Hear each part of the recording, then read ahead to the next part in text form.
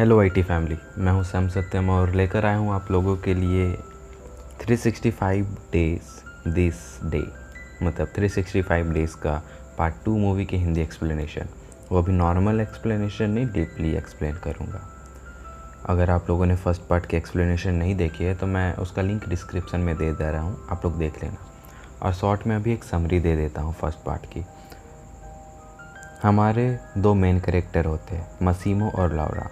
मसीमो जो है वो गैंगस्टर है। मसीमो जब लौरा को देखता है तो उसे उससे प्यार हो जाता है और वो लौरा को किडनैप करके उसे कहता है कि तुम 365 दिन मेरे साथ रहोगी और इस बीच अगर तुम्हें मुझसे प्यार हो जाता है तो ठीक है, और अगर नहीं होता तो मैं तुम्हें आज़ाद कर दूंगा। लौरा का बॉयफ्रेंड का चक्कर कहीं और चल रहा होता है और ये मसीमो लौरा को दिखाता है। वैसे टाइम जैसे जैसे बीतती है वैसे वैसे लौरा को मसीमो से प्यार हो जाता है। दोनों फिर एक दूसरे के साथ बहुत बार इंटीमेट होते हैं। फिर मसीमो उसे उसके घर भेज देता है और कारण नहीं बताता, और फिर दोनों के बीच कोई कनेक्शन नहीं रहता है। और फिर एक दिन मसीमो फिर लौरा के पास जाता है। लौरा बहुत गुस्सा होती है। फिर दोनों इंटीमेट होते हैं और लौरा को पता चलता है तभी कि वो मसीमो उसे क्यों अपने से कुछ दिन के लिए दूर रखा था। और फिर वो दोनों शादी के लिए तैयार होते हैं। और फिर लास्ट सीन में हम देखते हैं कि मसीमो के अंकल उसे कहते हैं कि लौरा को खतरा है, और फिर तभी लौरा की कार एक टनल में जाती है और इधर मसीमो लौरा को कॉल लगा रहा होता है बट कॉल नहीं लग पाता है। और लास्ट में फिर हम देखते हैं कि टनल के बाहर पुलिस वैन खड़ा है और पार्ट 1 यहीं पे ख़त्म हो जाता है। तो अब चलिए शुरू करते हैं पार्ट 2। मूवी की शुरुआत में हम देखते हैं मसीमो और लौरा ओपन एरिया में इंटीमेट हो रहे होते हैं, जिसमें लौरा ब्राइड की ड्रेस में रहती है। तभी वहाँ उसकी फ्रेंड आ जाती है और कहती है तुम लोग कहीं भी शुरू हो जाते हो। मसीमो के जाने के बाद लौरा की फ्रेंड उसे कहती है कि तुमने उसे सब कुछ बताया क्यों नहीं। लौरा कहती है कि मैं उसे सब बताने की कोशिश करती हूँ पर मुझसे हो नहीं पाता। मैं कैसे उसे कह सकती हूँ कि जिस टनल में मैं मरने वाली थी उसमें उसका बच्चा मर गया। पार्ट 1 के एंड में लौरा प्रेग्नेंट रहती है। लौरा कहती है कि अगर मैं उसे बता दूँ कि वो बदला लेने के लिए पागल हो जाएगा, और उस एक्सीडेंट में उसका बच्चा मर गया, मैं उसे कैसे बता सकती हूँ, यहाँ खून खराबा हो जाएगा। नेक्स्ट सीन में हम देखते हैं कि लौरा और मसीमो की शादी हो जाती है। मसीमो लौरा को कहता है कि तुम्हारे पास 1 घंटा है, उसके बाद मैं जो चाहूँगा वो करूँगा। लौरा कहती है कि नहीं, तुम वो करोगे जो मैं कहूँगी। फिर वो मसीमो के चेयर में बांध देती है और फिर उसके सामने कपड़े उतार कर खुद को सेटिस्फाई करना शुरू करती है। मसीमो बस ये देखता रहता है और हम उसके बॉडी में होते हुए क्रेविंग को देख सकते हैं। फिर वो मसीमो को देखते हुए कहती है कि कुछ ऐसा करो कि मेरे होश उड़ जाए। फिर मसीमो अपनी बंधी रस्सी तोड़ता है और उसके ऊपर झपट पड़ता है। दूसरी तरफ हम डोमिनिको को देखते हैं जो कि ओल्गा के साथ होता है और दोनों इंटीमेट होते हैं। ओल्गा जो है वही लौरा की फ्रेंड है। नेक्स्ट सीन में जब हम मसीमो नींद से जागता है तो लौरा उसके सामने तैयार होकर खड़ी होती है और फिर हमें एक रोमांटिक सीन देखने को मिलती है जहां गोल्फ खेलते वक्त खुले प्लेस में लौरा मसीमो को टीज करती है। फिर कभी बीच के किनारे अपने टॉप उतार देती है तो कभी बाथटब में इंटीमेट हो रहे होते हैं। दूसरी तरफ ओल्गा और डोमिनिको जब अपनी फैंटेसी पूरी करते रहते हैं तभी लौरा और मसीमो वहाँ आ जाते हैं। लौरा कहते हैं कि तुम लोगों के बीच ये कब शुरू हो गया। लौरा वहाँ मसीमो से थोड़ा उखड़ी हुई से बात करती है। ओल्गा और लौरा लंच के लिए जाते हैं जहाँ ओल्गा लौरा से कहती है कि तुम मुझसे इतना बुरा बर्ताव क्यों कर रही हो। ओल्गा कहती है कि मेरे पास एक मस्त प्लान है, तुझे पता है ना उसे क्या पसंद है। नेक्स्ट सीन में लौरा मसीमो के सामने एकदम हॉट बनकर जाती है और फिर दोनों इंटीमेट होते हैं। ये मैं एक्सप्लेन नहीं कर सकता, मीन्स इंटीमेशन पार्ट मैं एक्सप्लेन नहीं कर सकता क्योंकि ये बहुत ज़्यादा ही हार्ड है। आप लोग मूवी ही देख कर वो इंजॉय करना। अगली सुबह लौरा मसीमो को किस करना शुरू करती है बट तभी मसीमो का अलार्म बजता है और वो कहता है कि बहुत लेट हो गया हूँ।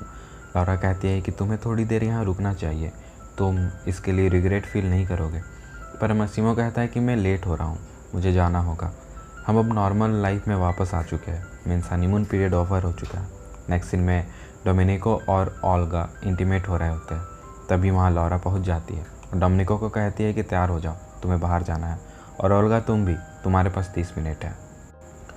नेक्स्ट सीन में ओल्गा और लौरा घूमने निकलते हैं और बचपन की मेमोरीज़ को याद करते रहते हैं। वो दोनों लंच के लिए बैठते हैं। तभी वहाँ मसीमो आ जाता है और कहता है कि हमें निकलना है। लौरा उसे अनसुना करती है। तभी मसीमो फिर गुस्से से कहता है कि हमें निकलना है। नेक्स्ट सीन में लौरा मसीमो से कहती है कि तुम मुझे ऐसे कैद कर कर अपने इशारों में नहीं रख सकते, मैं तुम्हारी बीवी हूँ। मसीमो कहता है कि मैं कैद नहीं कर रहा, प्रोटेक्ट कर रहा हूँ। लौरा कहती है कि इसे जेल कहते हैं। लौरा वहाँ से गुस्सा होकर कार में बैठ जाती है, तो मसीमो उसके पीछे जाकर उसे सॉरी कहता है। नेक्स्ट सीन में लौरा के सामने कोई आदमी आता है जिसका नाम नाचो है, और वो वहाँ का न्यू गार्डनर रहता है। वो उसे थोड़ा बात करता है। नेक्स्ट सीन में सभी क्रिसमस मनाते हैं। मसीमो लौरा को एक क्लोथिंग कंपनी का ऑनर बना देता है और कहता है कि ये काम अब तुम बाखूबी से करना। लौरा खुश हो जाती है और उसके कानों में कहती है कि उसे तोहफ़ा देना बहुत मुश्किल होता है जिसके पास सब कुछ होता है, पर मेरे पास कुछ खास है जो तुम्हें अच्छा लगेगा। उधर डोमिनिको ओल्गा को शादी के लिए प्रपोज करता है। नेक्स्ट सीन में मसीमो को एक मैसेज आता है जिसमें कोई लोकेशन रहता है। मसीमो वहाँ जाता है जहाँ लौरा उसका इंतज़ार करते रहती है। लौरा कहती है कि ये तुम्हारा तोहफ़ा है डार्लिंग, यहाँ वो सब कुछ है जो तुम्हें पसंद है। और फिर दोनों इंटीमेट होते हैं और ये सीन तो और भी ज़्यादा हार्ड है। नेक्स्ट सीन में लौरा कहती है कि तुम्हें फैमिली की याद नहीं आती? मारियो भी नहीं है अब साथ तुम्हारे। वो कहता है मारियो खुद चला गया। मसीमो कहता है कि मेरा एक भाई है, पर नहीं होता तो अच्छा होता। लौरा कहता है कि तुमने उसके बारे में मुझे कभी कुछ नहीं बताया। तभी मसीमो वहाँ से उठकर चला जाता है। नेक्स्ट सीन में लौरा अपने क्लॉथिंग कंपनी में जाती है। फिर मसीमो और लौरा एक पार्टी में जाते हैं जहाँ थोड़ी ही देर में लौरा कहती है कि अब मुझे जाना है। मसीमो कहता है कि तुम्हें दिख नहीं रहा, मैं बात कर रहा हूँ।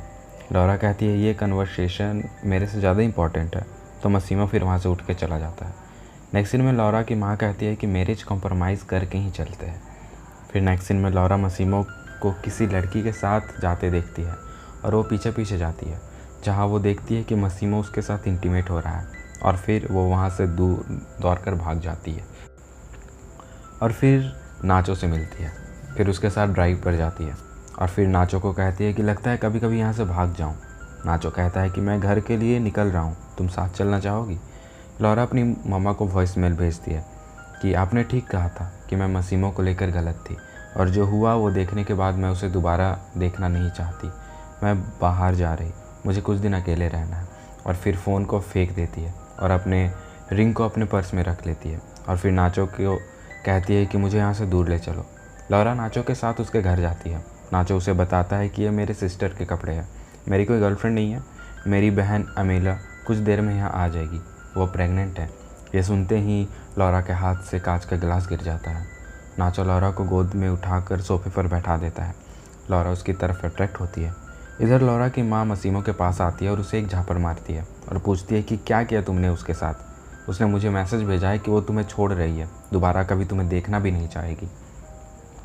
नेक्स्ट सीन में लौरा अमेलिया को कहती है कि नाचो बहुत अच्छा है, वो तुम्हें बहुत प्यार करता है। अमेलिया कहती है मैं बस उसे किसी अच्छी लड़की के साथ सेटल होना देखना चाहती हूँ, जैसे कि तुम। उसकी बहन को लौरा के बारे में नहीं पता होता। लौरा कहती है वो मेरे यहाँ मालिक का काम करता है। तो उसकी बहन कहती है सच में? मुझे पता नहीं वो क्या क्या काम करता है। फिर नेक्स्ट सीन में मसीमो अपने एक्स से मिलता है। उसकी एक्स कहती है कि सब पीछे छोड़ चलो हम लोग अपनी फैमिली बनाते हैं, और फिर उसे टीज़ करना शुरू करती है। तभी मसीमो कहता है कि वो खुद स्टेप नहीं ले सकती, लौरा के छोड़ के जाने के पीछे ज़रूर तुम्हारा हाथ है। फिर नेक्स्ट सीन में लौरा नाचो को कहती है कि मैं उसे मिस कर रही। नाचो कहता है तुम में कोई कमी नहीं है, चीट उसने किया है, तुमने नहीं। मूवी देखते देखते लौरा नाचो के शोल्डर पर सिर रख सो जाती है। फिर नेक्स्ट सीन में हमें पता चलता है कि मसीमो का जो भाई है वो जुड़वा है, सेम मसीमो को जैसा दिखने वाला। ऐना उसके साथ ही रहती है और ये सब उसका प्लान रहता है, क्योंकि ऐना तभी कहती है कि लौरा को ये भी नहीं पता कि मसीमो का एक जुड़वा भाई है। तभी वहाँ पर उसका आदमी आकर कहता है कि लौरा यहाँ नहीं है। ये सुनकर मसीमो के भाई को गुस्सा आ जाता है और उस आदमी को वो मार देता है। मे भी मूवी अगर आप लोग देख पाओ तो शायद यहाँ पता ना चल पाए कि वो मसीमो का भाई है, बट मैं यहाँ पे आपको बता दे रहा हूँ। इधर मसीमो लौरा को खोजने में परेशान रहता है। उधर लौरा सपना देखते रहती है कि वो नाचो के साथ इंटीमेट हो रही है। तभी वो वहाँ किसी की आवाज़ से वो जाग जाती है। बाहर निकल कर देखती है नाचो किसी को मार रहा होता है। लौरा ये देख घबरा जाती है। नाचो कहता है कि अभी मैंने इसे बेहोश किया है। अगली सुबह लौरा और नाचो से पूछती है कि तुम जब माली का काम करते हो तो इतना लग्जरी लाइफ कैसे जी रहे हो? नाचो कहता है ये सब मेरे डैड का है। नाचो फिर लौरा को कहीं घुमाने ले जाता है। वो दोनों किसी आइसलैंड पर जाते हैं। इधर डोमिनिको मसीमो को कहता है कि वो बच गया। लौरा नाचो लौरा के साथ फ्लर्ट करता है, फिर दोनों आइसलैंड पर मस्ती करते हैं और फिर वो उसे अपने सिस्टर के पास रखने को कहता है और कहता है कि मैं कुछ काम निपटा कर आता हूँ। लौरा नाचो को किसी आदमी के साथ देखती है जो उसे कुछ समझा रहा होता है। लौरा को कुछ अच्छा नहीं लग रहा होता।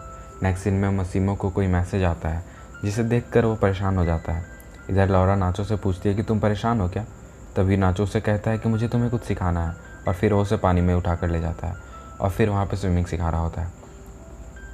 और फिर ये दोनों के कुछ रोमांटिक सीन होते हैं और फिर दोनों एक दूसरे को किस कर लेते हैं।